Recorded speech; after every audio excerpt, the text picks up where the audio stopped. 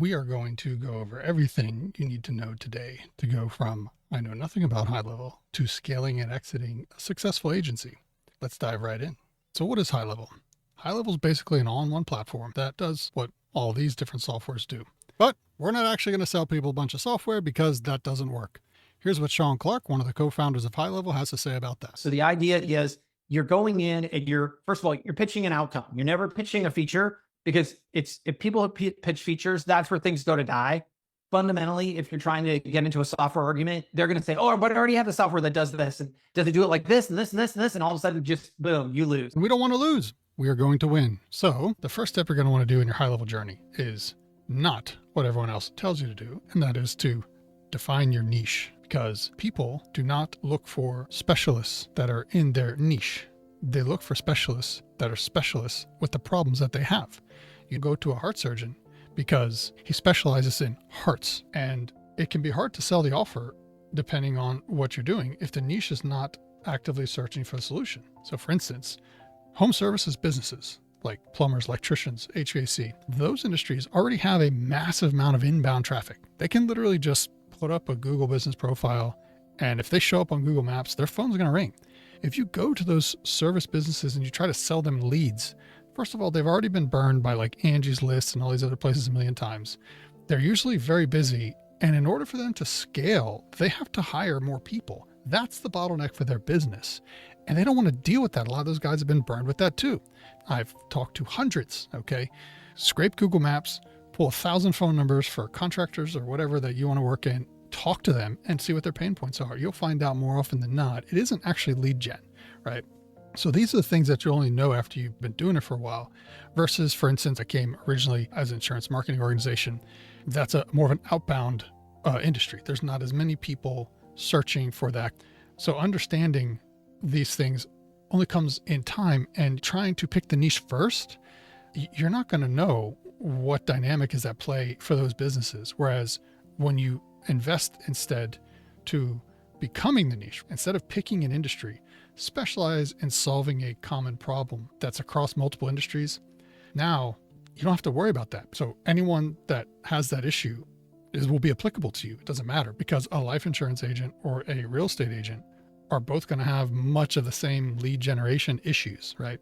That's a radically different thing than, a plumber. And here's what Sean Clark has to say about that. It's all psychology. So fundamentally, if you trust someone, trust trumps expertise every time, because the fundamental problem is if I call you and I say, I've been in the dental industry for 3,000 years and I know every great dentist and blah, blah, blah, blah, blah. You actually don't really know if that's true. You're not so sure you can believe me. If I'm not close to you, like you don't meet me, how do we create that relationship? How do you really know that I am such an expert? Even if I am, by the way, it's darn impossible to know, versus the person who swings by and says, hey, how's it going? So then he goes on to talk about building trust with local businesses and how having a specific offer is what's most important. So as we go through this, I wanted to give you something to put in your back pocket. HighLevel is actually having a free live 5-day training going through building and scaling an agency. Literally, it's free. The only thing is, if you sign up with the link on this page, it's only a 14-day trial to the HighLevel software. If you sign up using my affiliate link, it's a 30-day trial. So I would say, if you want to join the class, sign up for the 30-day trial and then sign up for the class. Also, you'll get access to a free private Facebook group for all the people that are going through the class. So you're not going to be by yourself. You're going to have 24/7 access to that for 30 days. So everybody can share their wins. It's pretty awesome. It's a very cool program. I would definitely sign up. So here's some examples of offer-driven specialization. So you might be AI lead qualification for Facebook ads. So, hey, anybody running Facebook ads, I use HighLevel in the backend to connect to the Facebook account, and I set up AI so that way those people can get their lead qualification questions handled with AI before those leads book on their calendars, right? You don't care what those questions are. You're agnostic to that. You're the expert in lead qualification for any business that's running Facebook ads, okay? This is becoming the niche is what you want to do. You do not want to pick an industry first. Some more examples here: reputation management, review automation, right? Certainly a restaurant or some other business that relies heavily on Google reviews, that offer is going to mean a whole lot more to them. So you might want to become a specialist in reputation management or appointment setting. Maybe you work with salons and they have appointment booking systems and you want to help them streamline that process with whatever marketing channels they may have. It could be inbound phone, a website, whatever it is. You're going to go down that road and set up the appointment booking. So those are just some examples. There's tons more, but the idea is that you are focusing on a high value solution, not an industry. This is very important. All of what I'm going to talk about is in order of the path that you're going to go. Remember, I said we're going to go on a journey. Okay. And you have to understand, if you go down the wrong path starting, you're going to end up far at a destination that's probably not where you're going to want to be. And there's very different destinations that you can go. And so you need to have as much knowledge as you can so you can make the most educated decision for yourself. So then you have to assess your strengths and skills and preferences.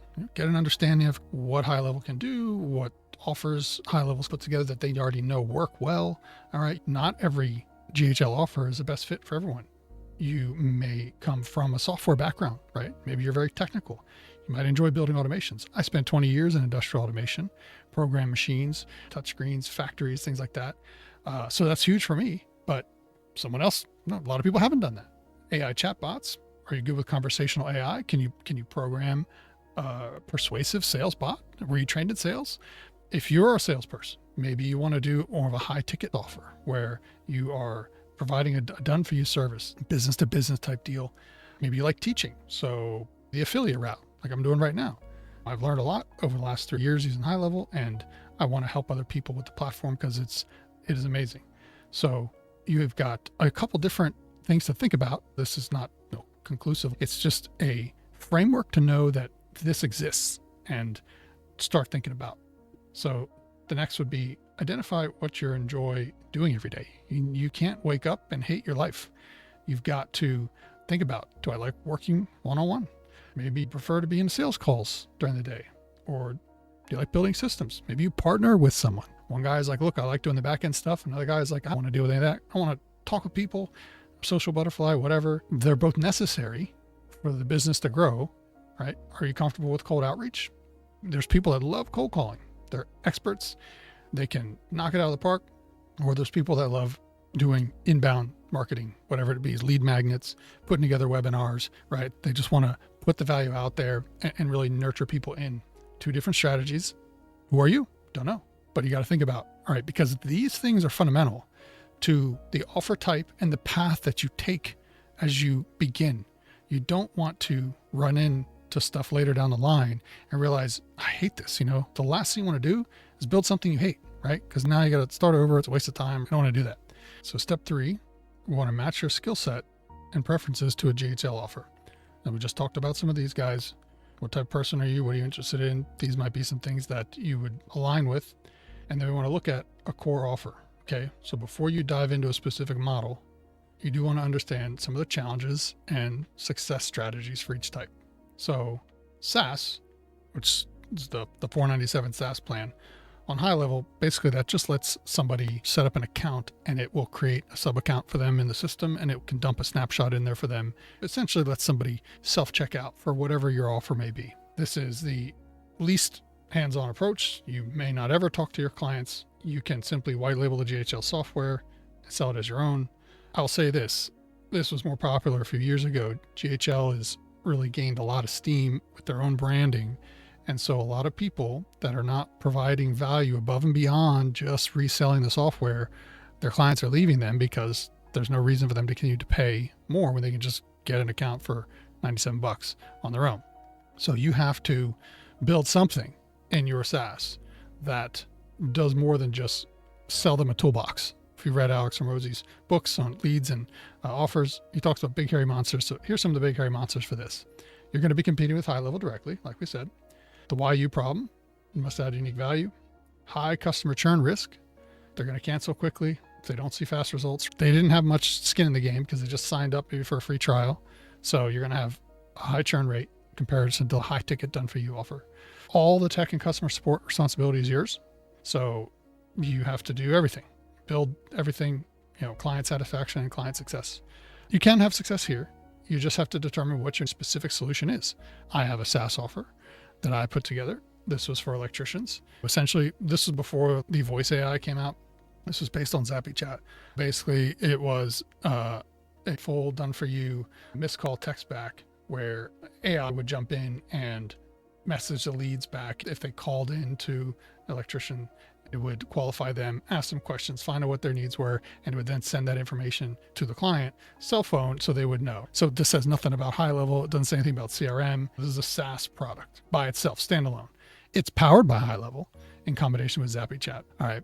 So it can be done. You can build a SaaS offer. You just have to know what technology exists in HighLevel, learn the platform, then you can gear towards that. But this starting with SaaS is not going to be something you just turn on and it makes money. It's not that easy. So 2 is the custom done for you service model. So this is your typical agency model, and this is going to be high ticket stuff, right? You're going to have to charge a high ticket upfront and then ongoing monthly, depending on what you're choosing to deliver every month after that to that client, right? So again, we're not just selling software here like the SaaS offer where someone can just buy it. You're going to build a lead gen and automation system for the business directly. So you charge a one-time setup fee and ongoing monthly retainers. What are the big hairy monsters? Scaling is difficult. More clients equals more work, unless you productize your service or you hire more people, which now you're delivering your product through other people, which now adds a layer of complexity to your business. But if you're doing it yourself, you have to stop sales in order to do fulfillment. So you get into a trap there, right? There's only so many hours in a day. You got to be very careful with this. Client dependency. Some businesses, they just want you to do everything for them. It's like they pay you money and they think they own you and they're calling you all the time, blowing up your phone, right? And essentially they do. You're buying a job when you do this, but it can have massive upfront payments, which is good if you can deliver. And I had an opportunity like this for my insurance marketing organization. I had a carrier that was using HighLevel, actually. I was close with the regional rep and their agency abandoned them. Basically, they just had a third-party integration. They were trying to get it to work, and we talked about it. I was not at a chapter where I could have gone and done that because at the time, literally was just the time that it was going to take. I couldn't do it, but it would have been like a $20,000 deal. And so these will come across your plate as you're growing and networking, and you have to know how to build that kind of value as well. So that doesn't happen if you're new to the platform. It's going to take a while to really be able to dial that in. So as best you can, as your offerings here, a lot of marketing agencies will have a specific set of things that they do. And you try to templatize and standardize workflows to avoid scope creep. That's very important, okay? Because this business model can get out of control really fast because people need money. They say yes to everything. And before you know it, your sales pipeline is empty. You have no new jobs coming in because you haven't done any sales in 6 weeks. It can be a mess, all right? Sean Clark talks about this. So the biggest problem with the agency business and why it doesn't scale is because most of the time it's custom work, whether people like it or not. Like, I'm going to make you a website and this and this and this and this. You just become like this, consultant that tries to do everything. And so he also recommends the hybrid model. So certainly not software and certainly not service. I think of it as a technology-enabled service. Think about it as pitching and selling an outcome. And then when it all comes down to it, how you're powering that outcome is the technology so that you're not becoming a service, because services are not scalable. Services are custom. Services mean just person hours. So you can't do that. So let's dive into this one, and you'll see that it's best if you want to combine the software as a service, but we're going to add some done for you stuff up front, right? So you have a productized system is what you're offering, right? You're not selling software. You're not selling a toolbox. You are selling a software-driven system that you built that's powered by HighLevel on the back end that you can just print out over and over and over again. It's just a different customer, but it's the same thing. So it's very scalable. Remember, simple scales, complex fails, right? Preferably AI powered. Nowadays, everybody wants that. And that's going to be an important part of any of your strategies at this point. And then a one-time setup fee and monthly subscription. Another thing here, when you're coming up with these offers on the front end of a business, before someone gets a sale, that's a sensitive part of the funnel. Meaning when you go to a business owner and you say, hey, I want to sell you an AI that's going to interact with your potential customers on the customer acquisition side of the business, it's a little bit of a harder sell because to them, if it messes up, they lose money, right?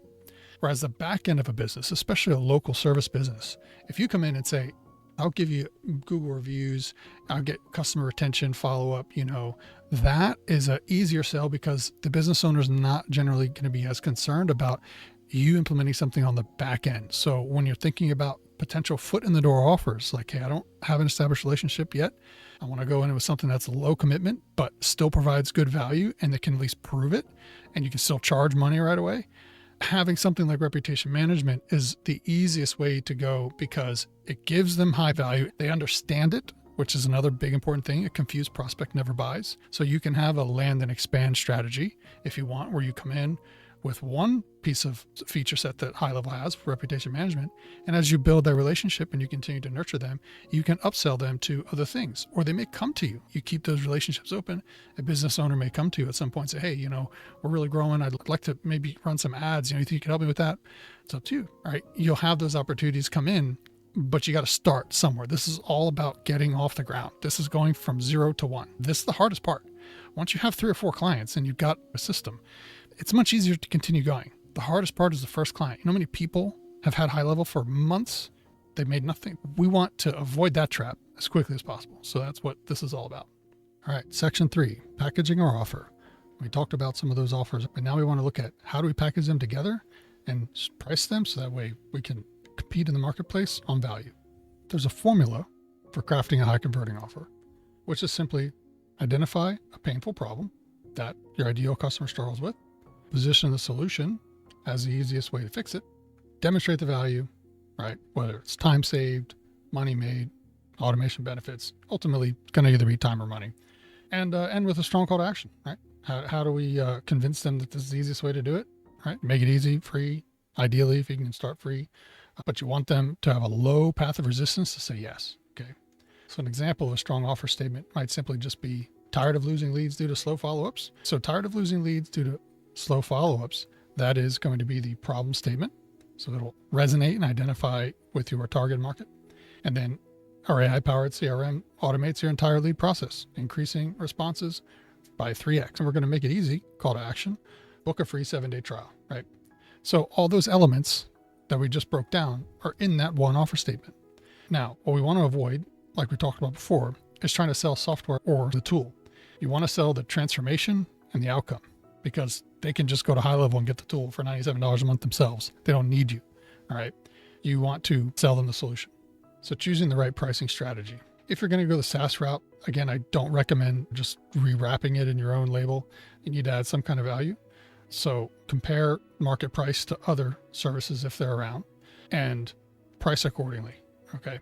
If you were going to resell SaaS, what you can do, here's an example. All right. So in my insurance marketing organization, there were licensed independent brokers that were part of the agency. I had an agency account on HighLevel, and the brokers had a seat fee. And so therefore, when they signed up on the SaaS plan, they would basically just onboard themselves and they would get all the automations and workflows pushed into their account. So that was a perfect example of the SaaS model. So there's an internal agency model versus like an external agency model where you're working for clients. And the same thing could be applied to real estate agents. You have a brokerage, you have agents. If you're going to be doing lead gen or whatever, solar, it's big, 1099 reps, right? They're going to pay a seat fee. And if they're working for a solar company and they're working leads, that solar company can absolutely have a HighLevel agency account on the SaaS plan. And those agents, as they onboard internally with that solar company to sell solar, will onboard through the SaaS plan, right? So there's more options out there than just reselling SaaS, trying to white label HighLevel as something else. There's other stuff that you might not be aware of. So I'm just sharing that with you. All right. So now we have our typical agency model. We talked about that, a lot of details as far as what you're going to need to do. So from a pricing standpoint here, for custom services, I wouldn't go any less than $5,000, because you can't do anything else. You have to stop growing your business if you're a solopreneur to go work. So you have to make up for the opportunity cost. So your sales pipeline is going to dry up while you're doing this work. The money has to be worth it, right? You can't spend 2 months working for a client and then turn around and have no pipeline of new incoming, you know what I'm saying? Okay, this is what I recommend. And this is what Sean Clark also recommends, is the systems as a service, where you productize that offer and sell it with a small upfront fee, where you're not developing something custom and new. These are similar models. Yes, they both have higher upfront costs, and yes, they both have recurring monthly costs. But the difference is one of them is custom solution for one client. That's why it's $5,000 to $30,000 build out, and could be thousands of dollars a month, depends. And the other one, you have gone through this process to develop your core offer, and you're going to market with that, and you're just rinse, lather, repeating different account information. Nothing's really changing with the actual product in the background. So that's infinitely scalable, and you can hire VAs to do that easily. So let's jump on to section 4. All right, marketing and lead gen. This is where a lot of people get tripped up. They build a great thing, they go through the process, and then no one ever teaches them how to sell, right? How to market. So we're going to dive into this. It's going to be detailed, but we got to do it. So you got a great offer. You figured out what you like. You found out about yourself. You did all that stuff, but it's not going to sell itself. Hate to break your bubble. So the reality is, if you aren't generating leads, we talked about keeping your pipeline full. The business isn't going to grow. We don't want that. So we're going to have a complete roadmap to attract, convert, retain high quality clients.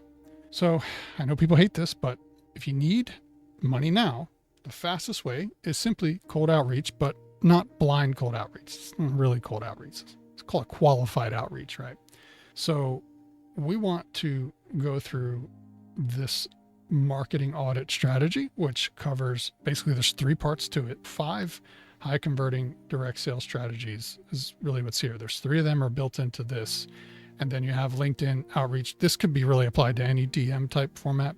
And then face-to-face, which is highly underrated, to be honest with you, especially in the high level world, because everybody wants to do everything online. There are people crushing it in face-to-face with this. Depends on the offer. Everything comes down to the offer, but don't be afraid. All right, so marketing audit strategy. So the nice thing about HighLevel is it has a really, really powerful built-in prospecting tool. And that tool essentially scans businesses, their online presence. It takes, on one hand, all the stuff that HighLevel can do and all the problems that it solves, and then it searches to see which businesses have those problems, and then you can generate a report that has all that information. That is a very, very powerful tool that you can use in your outbound efforts. So there's essentially 3 ways that we can do this. We have the remote email, meaning like just, email to anyone around the country, remote cold call to anyone, and then local face-to-face. Local cold call is in here too. So the idea is we use the prospecting tool to scan the businesses. It analyzes the marketing gaps, like we said. We don't need to talk to people that aren't qualified, and then we can choose a method that we want.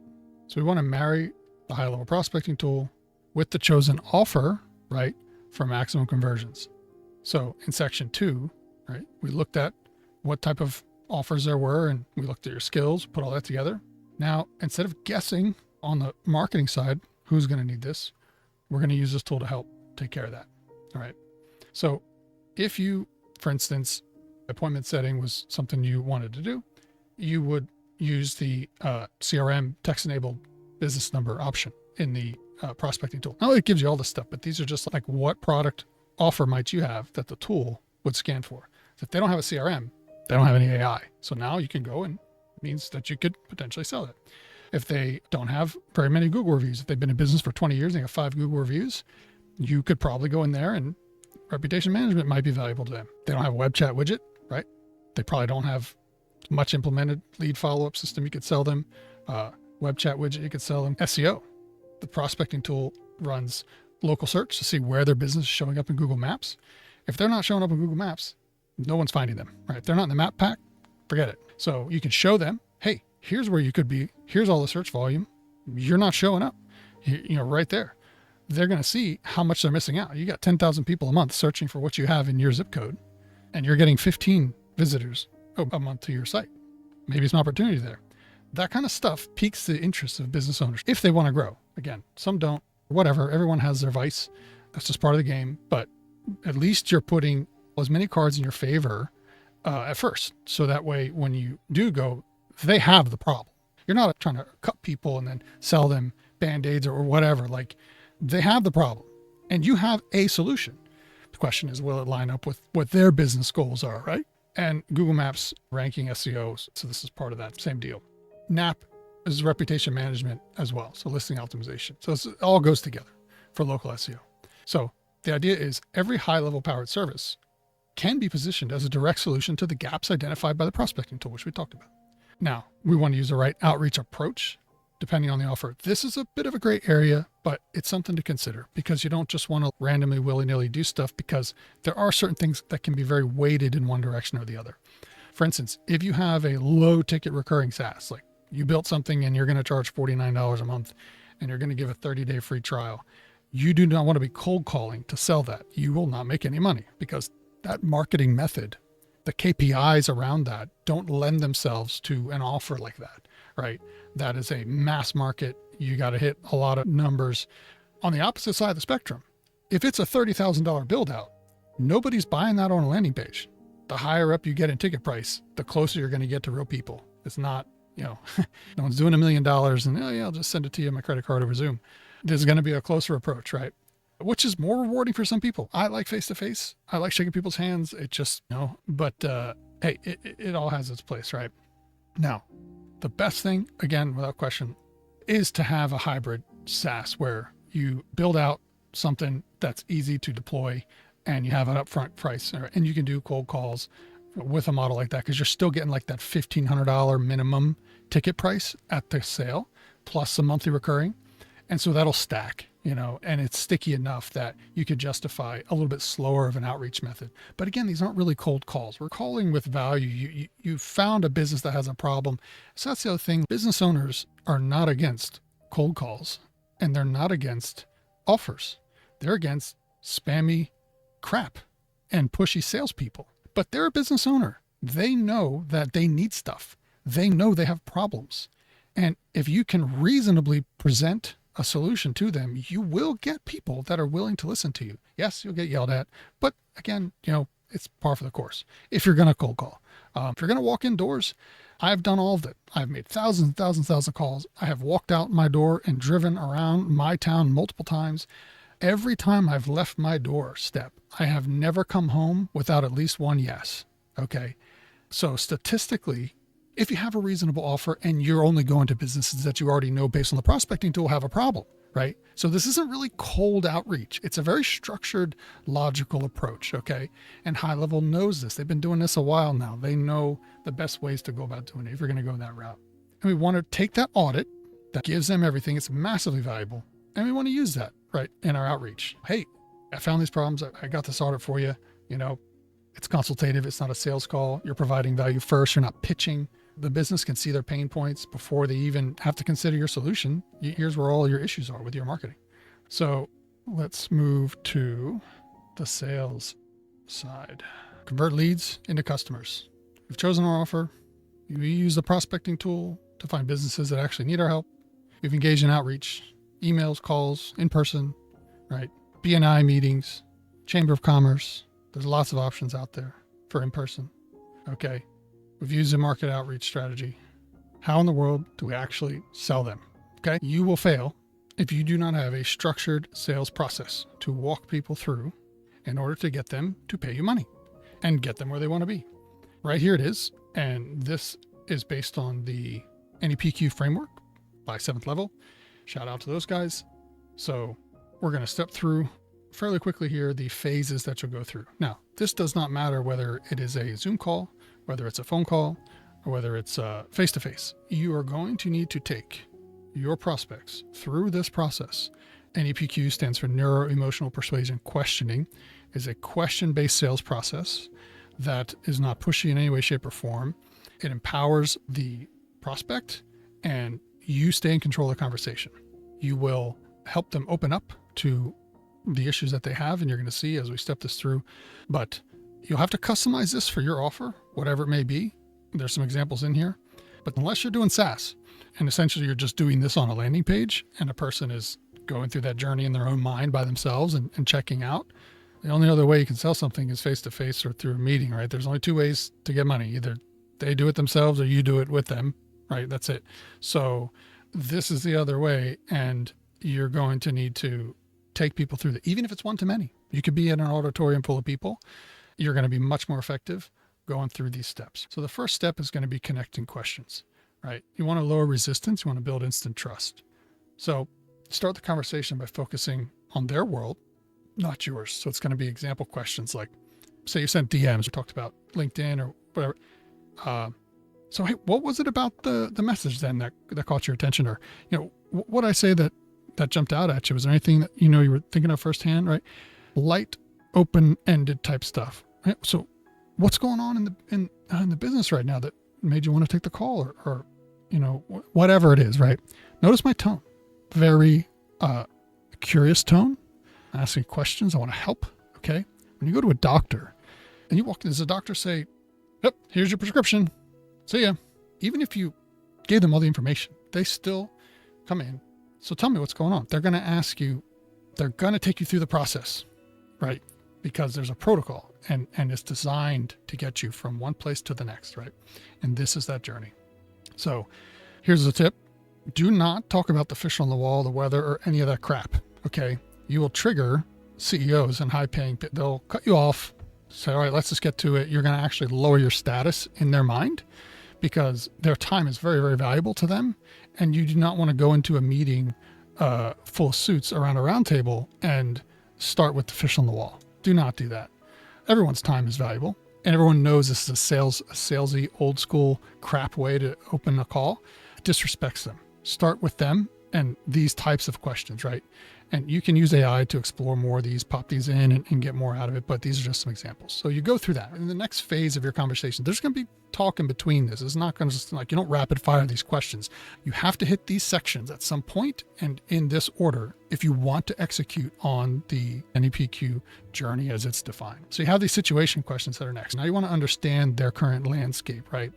Learn how they're operating before pointing out any efficiencies. You kind of want to say things like, so, how do you guys generate leads now, right? Your past those opening questions, right? So what happens when a new lead comes in? Who follows up? How does that work? By you asking these questions, it adds to your credibility. You ever have a time where you might not know everything about a particular topic, but you know some about it. And you can tell based on someone's questions that they know way more about it than you do because you know enough to know kind of what you don't know. That's the point here. We want to raise our status, right? We want them to view us as the expert. And the only way we can do that is by asking the right types of questions. We're not selling anything. We got nothing to sell, right? We don't even know. We know nothing. This is why we're having a conversation. By the way, the fastest path to dollars is through a conversation. Okay. You're afraid to get out from on your computer. Yeah. Anyway, now, after that, we want to get into some problem awareness questions. We need them to acknowledge their pain points. If they do not acknowledge their pain, if they don't think they have any pain, you have no sale. You have no sale. If someone cannot give you, if they don't open up and they're just closed off and there's, they don't want to say nothing, you can't continue. You're never going to close them. I'm telling you, it's not going to work. They've got to be able to acknowledge their pain, right? So you want to help them recognize problems that maybe they've ignored. So, hey, John, say it, their name is John. Did you ever lose any deals yet because of follow-up? So what happens if a lead doesn't respond right away? What happens, right? So you ask these questions and you help them open up to you. Once you help them open up with their pain points, then you can move into some consequence questions. Now this is the hardest part because this is the first part where you're going to push a little bit, right? But not a lot. It's all about human psychology here. But notice it's far along. You can't do this early on. You would never be able to open the conversation. So if this continues, how much do you think this is costing your business? Dude, they will kick you out, right? You wait until you've gone through these steps. That's why I say you have to do this in order to get to this point. When you get to the consequence questions, okay, now you can amplify the cost of inaction. So yeah, maybe they talked about the leads falling through. So then you just continue on that. So if this continues, what do you think that's costing you every quarter? Because when they start to realize how much the problem costs them, say it costs them $10,000 a quarter, suddenly your $5,000 setup fee is not so much now, is it? This is why you want to sell to businesses for a lot of reasons. You don't want to sell to consumers. Consumers buy things with their lives because they work by the hour. And so everything they buy, they think about it with the life that they have to live to pay for that. Businesses don't do that. It's a write-off on top of it. So your expenses are not looked at nearly as impactful as selling to consumers. Okay, that's a major division point right there. All right. So what would it mean, for your revenue or however you want to word this? You don't even need to use these exact questions, but the idea, this is a framework. if you could close maybe like 20% more leads, right? Foreshadow into what the future might look like with the solution in place. Oh man, if I can get 20% more sales, I'd be able to buy another truck, or I'd be able to, open another office, or whatever. They start to project and envision what things would be like with that solution. All right. So again, this is a journey. The more they feel the pain, the more they're motivated, right, to take action. And then we get the solution awareness questions, right? So you want to position the offer as the answer. You want to guide them towards realizing that they need what you have. So now you start asking, so would it help if just AI just like automatically followed up with all these leads for you? Right. So now there's this relief of pressure. You've built up all this pressure. You have taken them on this journey and they realize their pain. And then you squeeze the knife and you pushed a little bit, like, well, if you wait, and then what happens? How much is this costing you every month? And now you just, well, what if we just fix it? Like it's no big deal, right? Because you already know you have the solution. You already went through the process earlier of defining your offer and going through and you already know you could just plug it in, right? What if we could just do all this for you? They're going to be like, yeah, why not? Right? Finally, someone understands. Finally, I've been screwed by all these other people and there's other, you are going to be oxygen to their world. Okay. They will just give you a check. Maybe not be too optimistic. The idea here is when you take them on this journey, it's designed this way because this is really what it is. You have these solutions, they have these problems, and this is the bridge to get there at the sales call. This is the pivotal point. That's why I'm spending so much time here. All this other nuts and bolts and all, it all matters. But if you can't close a deal, then it doesn't matter, right? Okay. If I could show you a way to increase your sales conversions, whatever you want to say, without hiring more staff, would that be valuable? Now, here it says more staff. That could be something that maybe they mentioned earlier in the call. A pain point they had. Small contractors, this is huge. They don't want more work because they don't want to have to hire more guys. And so you say, well, what if I could just take care of whatever the problem is without even having to hire anybody else, right? Whatever it is, you get the idea. Use something that they talked about previously as a pain point and bring it into the solution here where, they say, would that be valuable? Well, of course it's going to be valuable. What are they going to say? No, right? But they're saying it, right? See how the questions get them to sell themselves? They sell themselves. In fact, by the end of the conversation, if you were to say, now, you know what? I'm not going to give this to you. They'd be like, what are you talking about? You're not going to give this to me, right? That's the mental frame you want them to be. Not, oh, I don't know. I'll think about it. Yeah, I don't know. I got a lot of other people trying to sell me this stuff. That's terrible. Those salespeople don't know how to sell, all right? When you get done and you start giving the solution, they're going to ask some questions about the solution. Okay. Don't start with diarrhea of the mouth. Just stay dialed in to their pain point because it can be different for everybody and how you can solve that for them. Again, it's foot in the door offer. You can land and expand later. Do not vomit a mountain of bells and whistles on them. You're going to talk yourself out of the deal. Don't do it. So then get some commitment questions. Get them to confirm that they feel the solution's the right fit. So John, based on everything we said, do you think this would kind of take care of things for you if we implemented this? You think this would work? Yeah, I think it would be great. Sold, right? They sold themselves. John, would you be open to moving forward if I could just show you exactly how we implement this? Yeah, let's do it. These are business owners. They're not dummies. If you get them to want what you have, they're going to switch like black and white. It's going to go from, I'm very skeptical. All right, now I'm sold. Let's move on. Because they're mostly A-type personalities. Okay, so it's getting through that, through this process. But then you're gold. Like you really got to screw up for them to kick you out because they don't want to have to go through it again with someone else. Now you don't want to use that as leverage to slack off, but the idea is they understand the investment it takes to build a relationship with someone. When that person delivers for them, they're not only going to want to stay with you, they're going to want to tell other people. I know this is getting long-winded, but this is the stuff that matters. So I'm just really trying to stress this for you. So that's the conversation. You're taken to that next step. This is going to depend on your offer. You may not have a demo. I am trying to have the most complex system, like where you have to go through all these steps. But if you have an offer that doesn't require this, that's okay. You don't need it.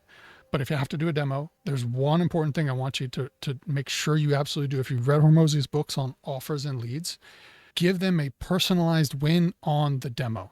For example, say you were talking about some AI stuff that you were going to sell them. So John, let me show you this. I'm going to set up AI follow-up for your leads. Just give me your website link. Watch this. I'm going to train the AI in like 2 minutes. They're going to be better than your best sales rep or whatever you want to say, right? So you use HighLevel, you pop in their website, and you train the AI on the business, and then you go through some qualifying questions right in the test chat window there in the conversational AI. And they're going to be like blown away, like, holy crap, what is happening in front of my eyes right now? You gave them a personal win, right? So on one hand, there could have showed them, oh, here's all of our bells and whistles, and then it's like, all right, I got to think about it. On the other hand, you blew their mind, and they're going home and they're telling their wife, like, yeah, I can't believe, like, it asked them like 6 or 7 questions. It knew all of our stuff. It was crazy. And it works 24/7. It never has to take off, and it never calls in sick, and it never has a bad day, and it never has an attitude and ticks off a customer. Like, this is nuts, right? You want to surprise and delight. You want to exceed their expectations. Like, that is what you want to do with any demo. You want to play on the psychology of sales. It is not horse for sale. Do you want to buy a horse? It is customizing it to take them on a journey where this is the pinnacle, because you just talked it all up in the sales call. But if you bomb it on the demo, it doesn't matter, right? You want to over deliver here. So they experience the value immediately. Their trust factor goes way up because now they saw it work. There's no question at this point. They know if they buy, they saw what they're going to get. You literally showed it to them. If you sold them a productized service, if you sold them like labor, like, oh, I'm going to build something for you, you can show them what you've done or portfolio. Again, this all depends on your offer. If you're doing reputation management, you can log in, show them, yep, we just connect this to your Google Business Profile, look at the AI responses are set up, and that's cool, right? They don't care. They're not worried about going in the nuts and bolts. If you're going to run ads for them, you can say, yeah, here's where we're going to connect to the Facebook ads, and here's our AI. It's going to be programmed to follow up like this. Whatever it is, at least they know, like, oh, this person's like doing cool stuff that I can kind of understand. That's neat. But I'm glad I'm paying them because I don't want to do it, right? That's perfectly fine. That's a perfectly fine headspace for them to be in at that point, because now they trust you and they know that you're going to be able to deliver based on what you're showing them in front of their face. If you're getting any objections at this point, you missed something major in the conversation, right? Because that's what objections are. They're simply unanswered questions that they aren't really revealing to you yet. And they're coming out as like, oh, I got to think about it. Well, there's an open end somewhere we didn't address. So learning how to ask those questions and flush those things out early in the sales process is how you can avoid getting those closing objections later. You shouldn't be getting opening objections with the demo because it's kind of already scheduled out of sales call. You may get opening objections if you're cold calling, if someone's busy and it's, I don't have time or whatever. There's demo scripts available to download in the description for that. Let me know if you want me to do a video of the scripts for cold calls. All right. Now, section 6, onboarding and growing beyond first few clients, right? How to automate our fulfillment and scale without losing quality, because you can very quickly implode. You only have so many hours in a day. And if you start filling your time up with fulfillment, then you have no time for sales. And without sales, your business dies, right? So we've chosen our offer. We've used HighLevel's prospecting tool to generate pre-qualified leads. You've closed your first client. They've said yes, right? The structured sales process. One other thing I want to mention, you want to compress as much into your sales calls as possible. And don't ever close a meeting without scheduling, if required, the next meeting or the next step or an action item, especially if they haven't paid you any money yet. So if you have a conversation with someone and you have to chase them down again, if they see your number and they haven't bought from you yet, like they haven't paid you anything, but they know that you're selling them something, your chances of connecting with them, it goes really down, just because people are like that. They're like, oh yeah, I know, I got to follow up with that guy. He's just calling because he wants to set up the thing, but they're very busy and they're doing their own thing. So you don't want to put yourself into that trap with whatever your process is. If you find that happens a couple times, isolate where that's happening so you can change it. So that way you don't leave those open loops. Okay. Now ideally we give them a win on the demo, but if not, depending on the offer, then you're going to want to get the results as quickly as possible, whatever it is, something in those first couple days. So they realize, okay, I didn't get scammed and I'm getting something for what I'm paying for, right? Most business owners are happy if they can just deliver. The only people just don't deliver. They just don't even do what they say they're going to do.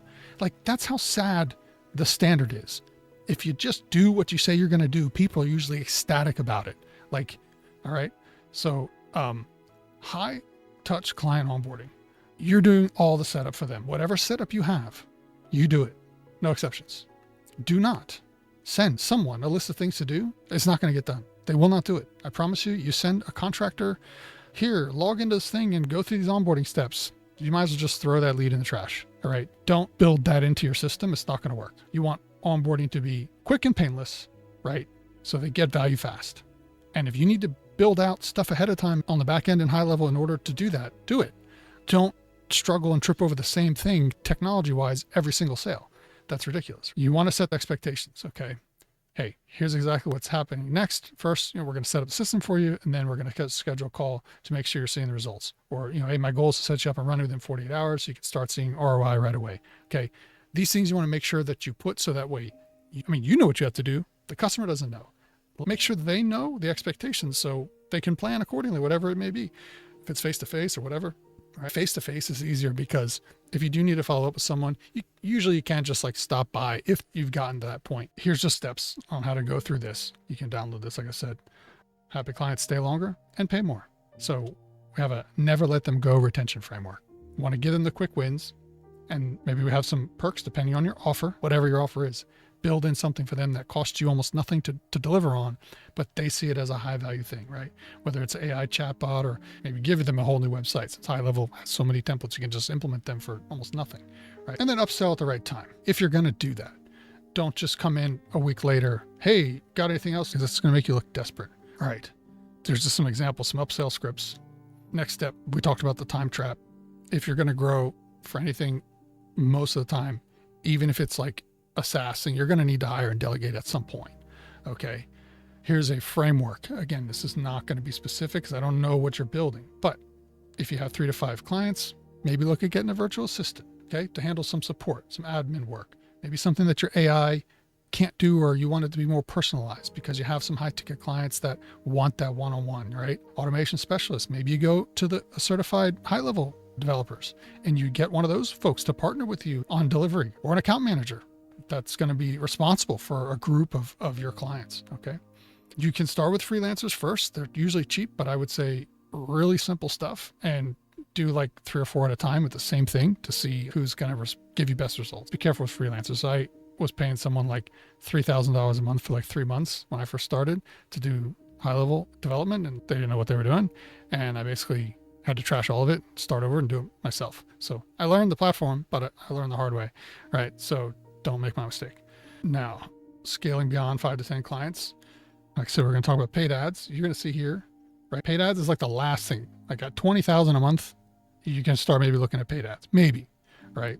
Because there's a problem with paid ads. If Facebook's algorithm spends the most money starting out on your closest target audience, people that are most likely to take what you have for sale, and the more you spend, it has to continue to go outside that circle and farther out, and those people are colder and colder and less likely. So your cost per conversion goes up and up and up and up the more you try to scale Facebook ads. That's why everyone tries to scale Facebook ads, and then their campaigns blow up.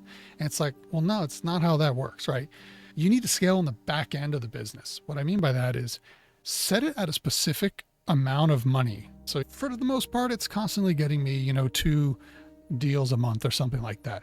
And just kind of set it and forget it for the most part, because as long as you don't continue to saturate that sphere, new people are going to enter that as time goes on. And so as you're advertising to folks, right, and they're getting so many impressions, new folks are going to come in. If you exceed that, then it's going to push out and out. But if you just leave it there, then focus your efforts on retention, on upsells, on referrals. That's cheap. That's the strategy, not to just continue to plow a bunch of money to Zuckerberg. You don't need to do that. Just set your paid ad campaigns to just give you that constant drip, and then focus on getting the referrals, getting the networking, so you have everything working for you as efficiently as possible. Affiliate program. So HighLevel has affiliate inside the platform. If you were to say, for instance, my electrician's receptionist thing, if I wanted to have someone else sell that, they can become an affiliate for me, and they'd have their own offer that's already built in HighLevel platform. So you can partner with whatever you may build with someone else who wants to sell it too. That's a very effective way to, look at HighLevel themselves. They don't even have a sales team, right? Affiliates are the sales team. So I just wanted to mention that in here. Okay, let's go to the last one, home stretch. All right, scaling and exit. I know someone personally who just sold their business after 20 years, and they did not do these things, and they are not having a good time with what the outcome was. And it's because of a lot of this stuff was not done properly. If you want to sell, Obviously, we cannot cover all aspects of selling a business here, but there are some key factors that, remember I said in the beginning, the path you choose, right? Where you end, okay? You need to have an idea, at least of a higher level of each step along the way. So if your intention is to, all right, say I'm going to do this for 5 years and I'm going to sell the business for some X multiple, well, then you're going to need to do steps along the way in 5 years so that you can do that, right? Or you say, no, I want it to be in the business, family generation, whatever it is. Understanding the end game is important. So we're going to cover some things here that you want to make sure that you're doing along the way to get here. At this point, you built a scalable system with HighLevel. You closed and onboarded clients. You delegated the tasks to free up some time and improve fulfillment, but you're still kind of like in the business a lot. So a lot of marketing agencies in general, they get stuck right around the $10,000 mark. You can verify that anywhere. To break past that, you need to do a couple things. Hormozy talks about this all the time. Charge more. Just charge more per client, right? Lower your costs, automate your fulfillment, okay? And leverage those partnerships over time. All of these are scalable, all three that we talked about. And at this point, you're really trying to comb out those last few kinks in the business, okay? More VSLs, maybe some more automated funnels, right? Maybe you lose some on one side of the equation, but you gain some somewhere else, right? So it's like, I'm a little less personal now that I'm going to use a VSL versus one-on-one sales calls, but I'm going to close 3 times more people because by the time they get through the VSL, the close rate on sales calls after that is way higher, right? Or whatever it is, you need to look at your KPIs at this point to know what can be really streamlined, kind of at the bleeding edge here of things. And then exit planning, want to get the books as fat as possible, right? You really want to get revenue high. You want to show as many people that are recurring revenue as much as you can, because that's what the investors are really looking for.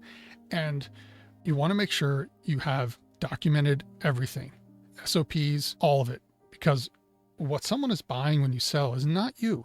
They don't care about you. They're not even necessarily buying your employees because employees can come and go. They're buying your business brand and whatever machine you have that is providing value to the market, and that market is returning that value in the form of dollars. Okay. That is the asset. That is the third party thing that you have spent so much time building that you are going to try and sell for whatever X multiple. The more you can convince your buyer that they're going to get their money back because they're essentially forwarding you all that additional revenue that you didn't make yet, the better. And so when you have things like key man risk, where you're still running like a ton of the business, investors hate that. Now you got to do weird stuff where you're going to be there for like 6 months, and they're going to have this long drawn out transition thing. They're kind of like, they got to do all the work for you that you should have done to sell the company. And they need to do it while you're still there, because without you, it can't be done. That's not a sellable asset. You just have a job that other people are helping you with. It's not really an entity in and of itself that is self-sustaining, providing value to the market. That's sellable. Very, very different mindset going 5 years building a sellable asset versus going 5 years just trying to pay the bills. Like, a lot of people don't realize. That's why I'm saying from the very, very beginning, you start this. What are your goals? Just be aware. Right? But hey, 30 to 50K a month in recurring revenue, you can sell for a couple $1 million. So you can download this entire guide, including the scripts and links to everything in the description, and sign up for the 5-day training if you want. And then click on this video for more HighLevel stuff.